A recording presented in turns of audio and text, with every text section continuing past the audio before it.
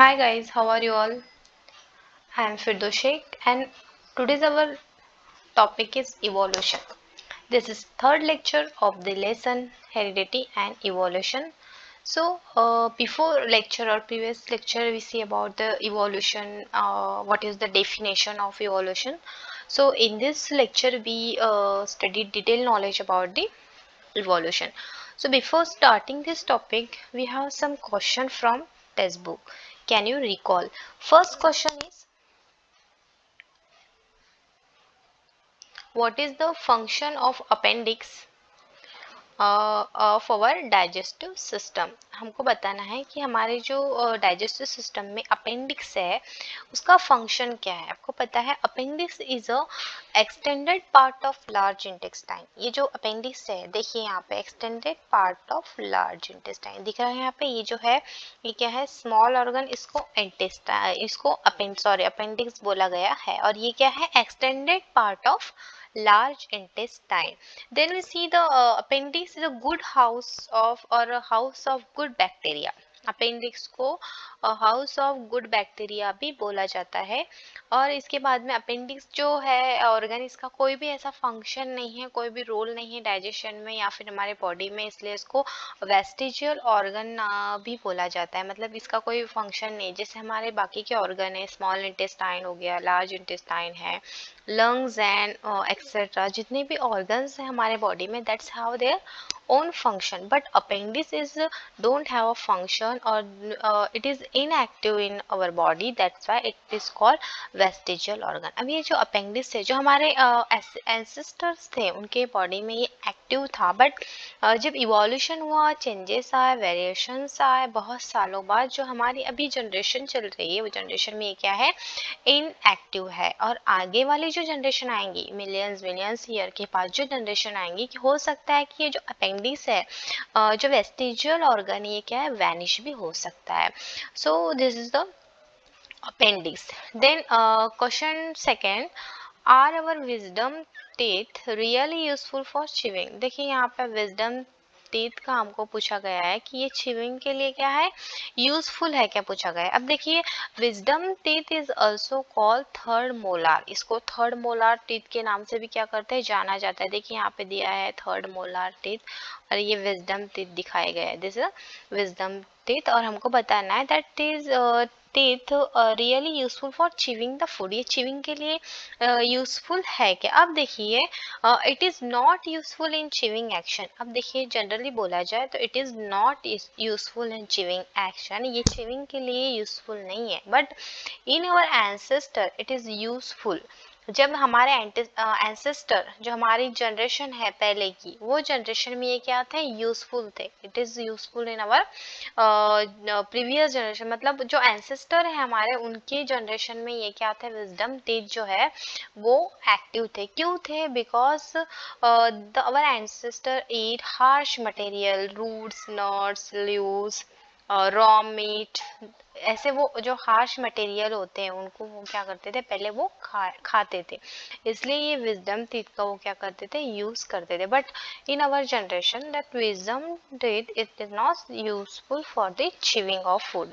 So this is a second question. Then third question, why did the huge animal like dinosaurs become extinct? अब ये जो dinosaur है ये extinct क्यों हो गए, ये खत्म क्यों हो गए?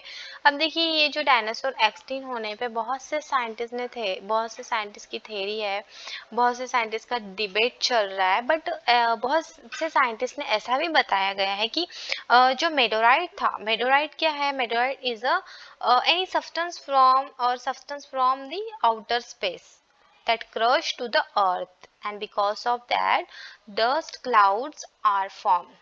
बहुत सालों पहले की बात है, मेडोरॉइड्स आया था. इट मीन्स कि एक सब्सटेंस था, वो कहाँ से आया था, आउटर स्पेस से, और वो अर्थ से क्या हुआ, क्रश हुआ. उसकी वजह से डस्ट के क्लाउड फॉर्म हो गए थे, और वो क्लाउड फॉर्म होने की वजह से जो सनलाइट था वो टोटली ब्लॉक हो चुका था.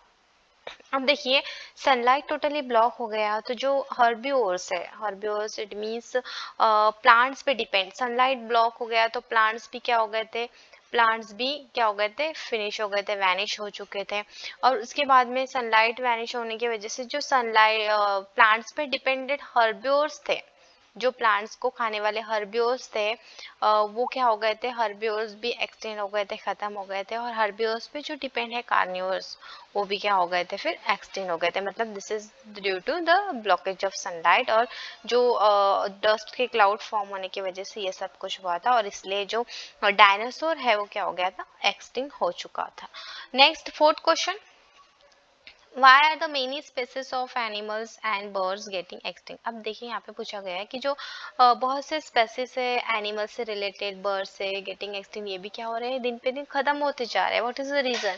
अब देखिए ये इनका खत्म होने का मतलब एक्सटिंक्ट होने का रीजन ये भी है कि जो कंस्ट्रक्टिंग टावर्स, बिल्डिंग जो कंस्ट्रक्शन हो रहा है, कंस्ट्रक्शन कर रहे हैं, टावर्स बन रहे हैं, रोड बन रहे हैं, बिल्डिंग्स बन रही है, फॉरेस्ट को कट किया जा रहा है।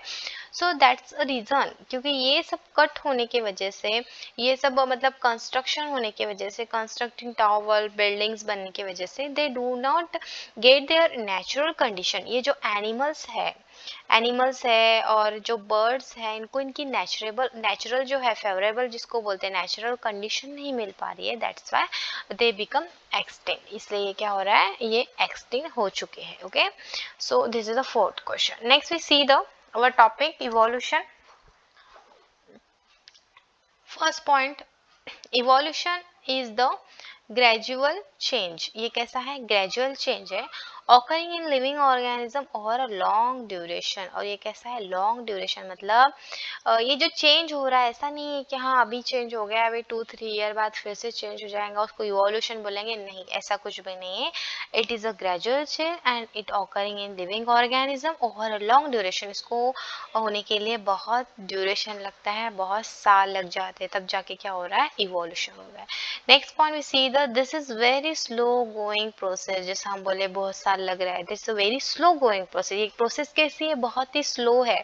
Through which the development of organism is achieve. जब ऑर्गेनिज्म की हमको डेवलपमेंट देखनी है, डेवलपमेंट हो रही है, तो इसके लिए हमको बहुत साल लग जाएंगे, क्योंकि ये कैसी है, एकदम स्लो ग्रोइंग प्रोसेस है, slow going process. That's why this is the second point.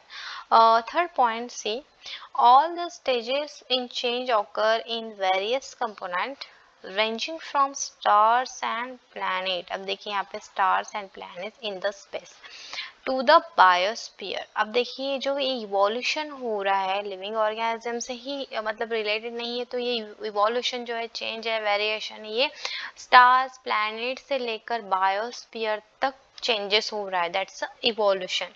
Okay, next point, formation of new species due to changes in specific characters of several generations of living organism as a response to natural selection is called as evolution। अब देखिए हम evolution के थोड़े depth में जाएंगे कि अब देखिए जो evolution है, evolution क्या हो रहा है, चेंजेस आ रहे हैं, ग्रेजुअल चेंज हो रहा है। अब देखिए यहाँ पे फर्स्ट इसमें देख रहे हैं आप, वेरिएशन दिखाए गए। फर्स्ट बटरफ्लाई देखिए येलो है और इससे ही फॉर्म होने वाली ब्राउन है। यहाँ पे देखिए एडेप्टेशन दिखाया गया है। एडेप्टेशन का मीनिंग आपको पता है कि कोई भी कंडीशन में सरवाइव करना, दैट्स अडेप्टेशन। और यहाँ पे नेचुरल सिलेक्शन भी यही बता रहा है, थ्योरी ऑफ नेचुरल सिलेक्शन, कि जो भी एनिमल है, जो भी बर्ड्स है, जो भी लिविंग ऑर्गेनिज्म है, वो जो नेचुरल उसकी कंडीशन है, उसकी सराउंडिंग है, उसमें क्या होना, एडाप्ट हो जाना, सरवाइव हो जाना, वो अपने आप को उस कंडीशन में क्या कर देना है, सरवाइव करना। It's a natural selection.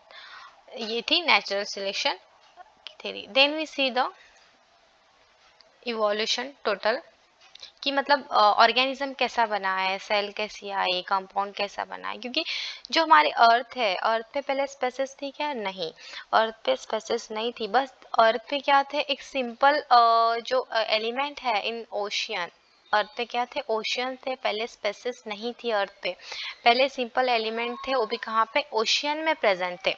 Then simple element जो है ओशियन में प्रेजेंट थे, वो सिंपल एलिमेंट मतलब क्या होगा फिर, जो कार्बन है, हाइड्रोजन है, ऑक्सीजन है और नाइट्रोजन है, etcetera, that's a simple element. अब वही सिंपल एलिमेंट से क्या बना है, दैट सिंपल एलिमेंट से बना है simple organic compound and the simple inorganic organic and inorganic. The two compounds are formed from the simple element.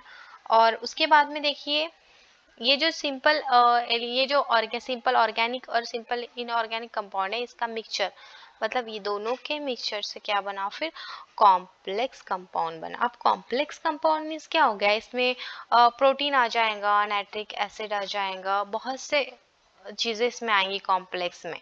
Okay, फिर उसके बाद में क्या होगा, यहाँ पे देखिए कॉम्प्लेक्स कंपाउंड से देन फॉर्म होगा हमारा pre cell.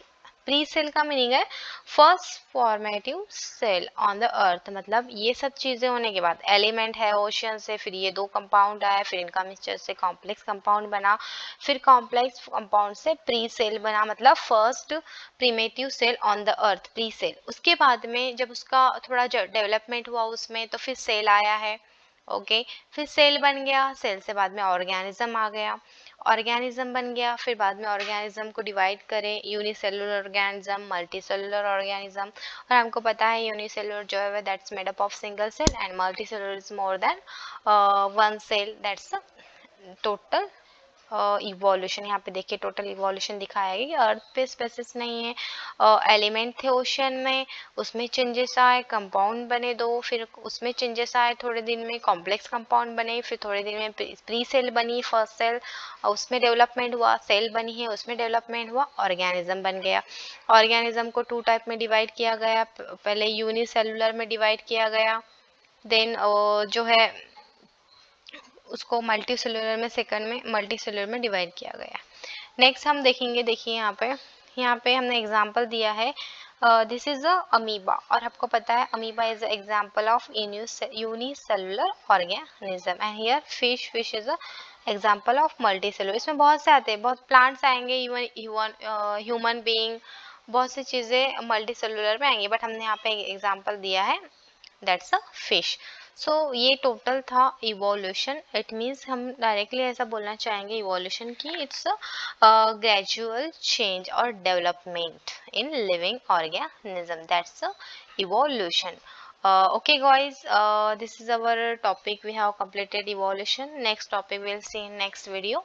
So uh, subscribe to my channel for the notification of 10th standard related video, and thanks for watching.